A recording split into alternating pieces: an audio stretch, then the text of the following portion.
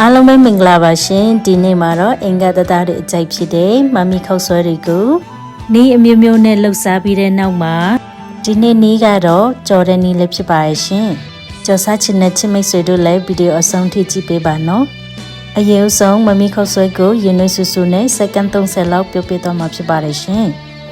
တခါပြန်ကြုံမှာမလို့အကြာကြီးပြုတ်နေစရာမလိုဘူးပေါ့နော်ဒီလောက်အနေအထားဆိုရပြီပေါ့နော်ဆယ်ထုတ်ပြီးတော့ကြော်ဖို့ပင်စင်ကြရအောင်နော်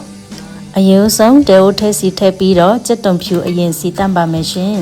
ကြက်သွန်လေးမွေးရနန်းလေးထွက်လာပြီးဆိုတော့မိမိပင်စင်ထားတဲ့အသားတွေထည့်လို့ရပါပြီနော်ဒီနေ့မှာတော့ဝက်သားလေးသုံးထားပါတယ်ရှင်အရင်ဆုံးဝက်သားကိုကြက်နေအောင်ကြော်ပေးရမှာဖြစ်ပါတယ်ရှင်ဝက်သားတွေကြက်လာပြီးဆိုတော့မိမိကြိုက်တဲ့တက်ရအတီးအရွက်တွေကိုထည့်လို့ရပါပြီပေါ့နော်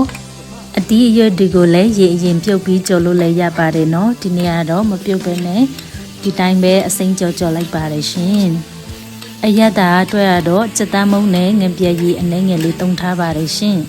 မမီမပါလာတဲ့အမုံနဲ့အနစ်တွေကိုပြန်ထည့်မှာမလို့အရသာအတွက်အများကြီးထည့်စရာမလိုဘူးပေါ့နော်အကုန်လုံးရောတမမွေပြီးတော့အကြောင်အနက်အရသာအရန်ပြီးဆုံးတဲ့မမီခောက်ဆွဲကြော်တပွဲတော့ပြီးပါပြီပေါ့နော်